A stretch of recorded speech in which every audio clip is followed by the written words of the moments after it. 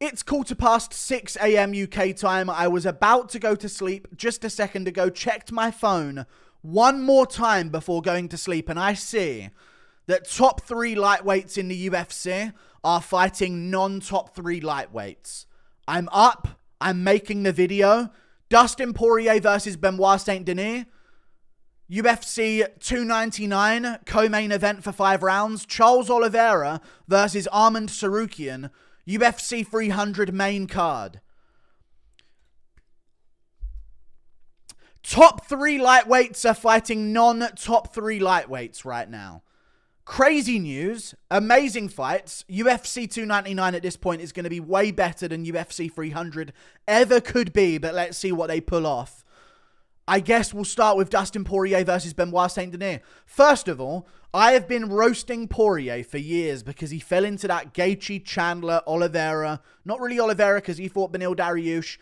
But top lightweights, Dustin Poirier included, normally don't ever fight the up-and-coming lightweights. There's been like an island at the top of that division in the top 3, top 4 of just the same people fighting each other over and over again and doing rematches for money fights. And Gaethje bit the bullet against Fiziev. Oliveira bid it against Dariush, and Poirier never did. But now Poirier has. And Poirier versus Benoit Saint-Denis is a sick fight. I don't like this for Poirier, though. I really don't like this for Poirier as an aging fighter to fight someone with so much momentum right now in Benoit Saint-Denis. 28 years of age. I'm done doubting him. Poirier just got head kick KO'd by Gaethje.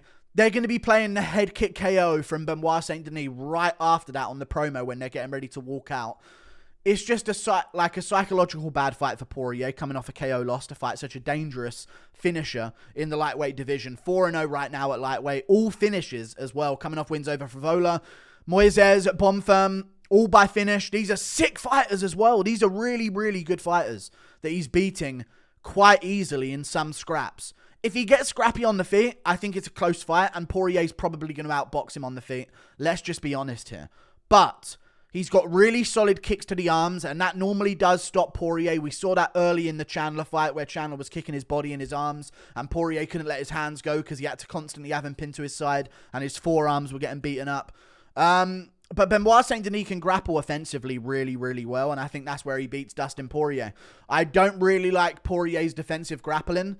I think a 5-rounder does help him, but I think Thiago Moises has got a hell of a jiu-jitsu game off of his back. I saw Benoit Saint-Denis beat him up on the feet, take him down, and beat him up on the ground. And anytime he got taken down, he immediately kicked himself back up.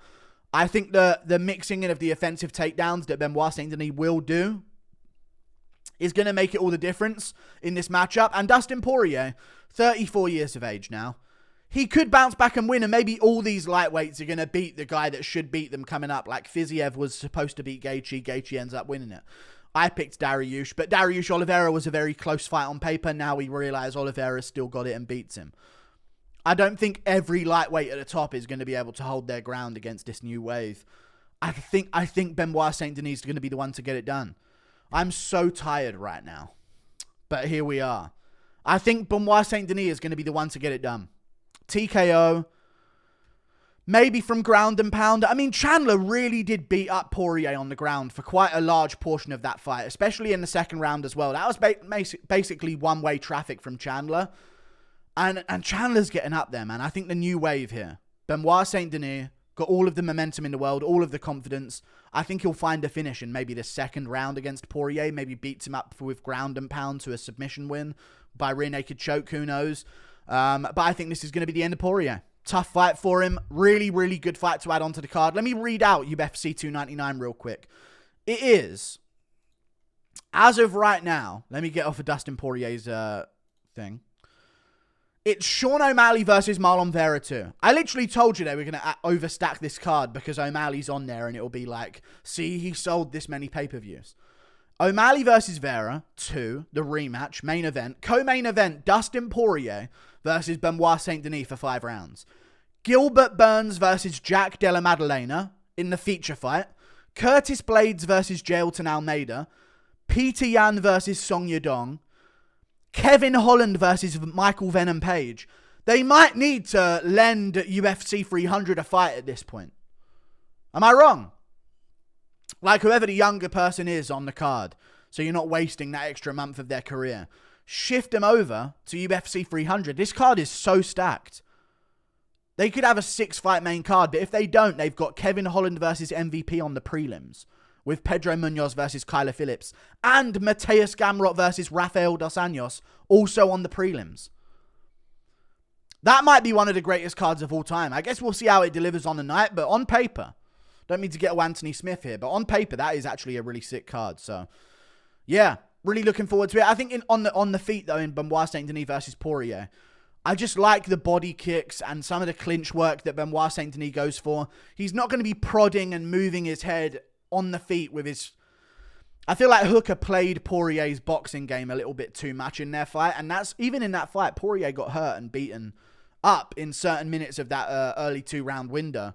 I just feel like Benoit Saint-Denis is going to mix in some hard body kicks, mix in a couple of takedowns as well, and just change the way this fight looks, like a better fight IQ'd Michael Chandler, and I think that might be the difference. And again, even though Poirier is winning more fights than he's losing recently, even though he has lost some fights, he's still taken a lot of damage in these fights at the end of his career. Like, it's adding up quite a bit. The Oliveira fight, it was a scrap for 2 rounds, pretty much. And in the second round, he got beaten up badly on the ground with elbows. The Chandler fight was a war, even though he won. He just got flatline KO'd with a head kick. I feel like Benoit Saint-Denis is going to finish him. Round 2. We move on. Another top 3 lightweight in the world. Charles Oliveira is fighting outside of the rankings. He's outside of the top 3 anyway. He's already done it before. But maximum ratings for Oliveira. He's fighting Arman Tsarukyan, which definitely means, by the way, Makhachev versus Gaethje is locked in. Probably for Saudi Arabia in March. I can only imagine that's what it's going to be.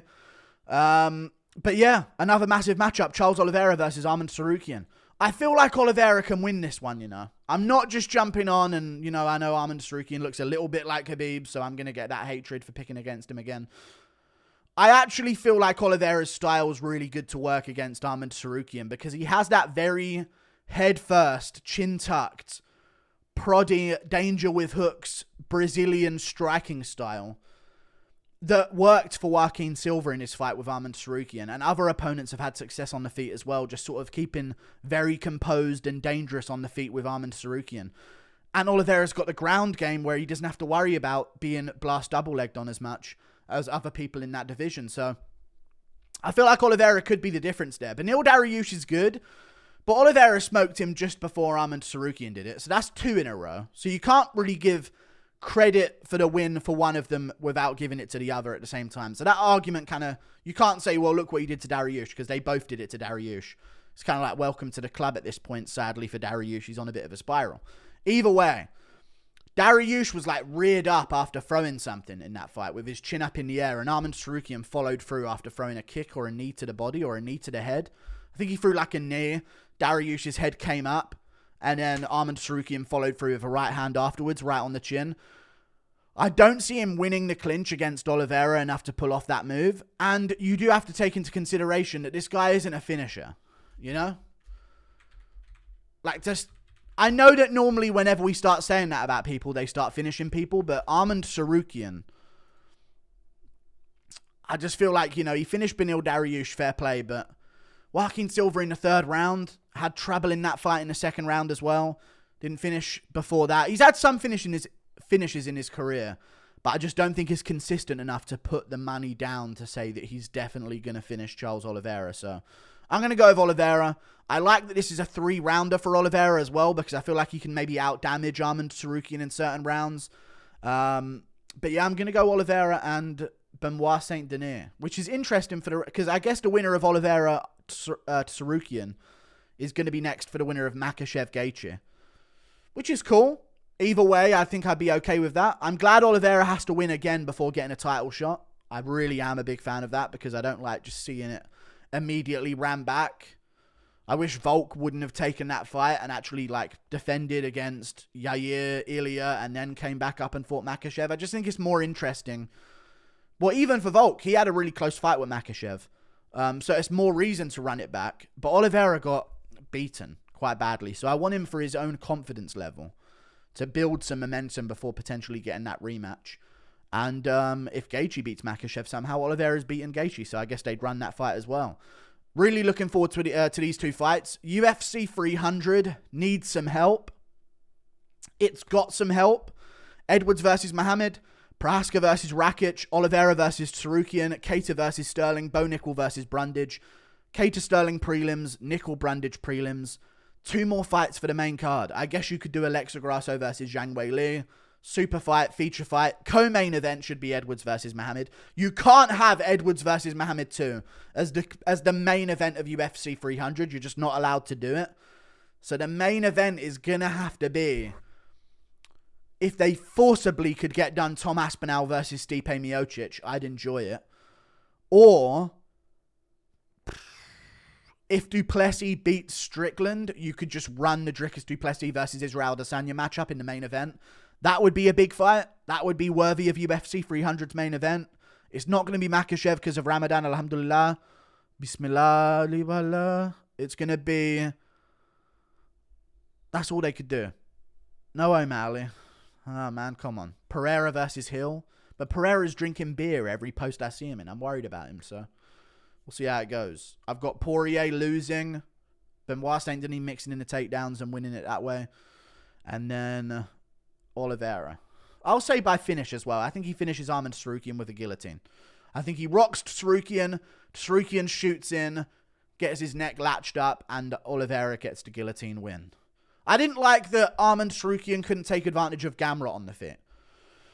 I feel like Gamrot's kind of there to be taken advantage of on the feet in certain moments. And I don't like that Arman couldn't really put too many slick hands on him in the early rounds. I know there's a lot of wrestling and chain grappling, but if you can't find the target on Gamrot, I feel like Oliveira is a much harder target to finish when landing on. You know what I'm saying? Even though maybe he's a bit more easier to hit. Just feel like he's going to be able to take the shots a bit better, land back, and be too dangerous. Like and subscribe. Thank you for watching. Toodle Pip. I'll see you later. I'm going right back to bed after this. Jesus Christ.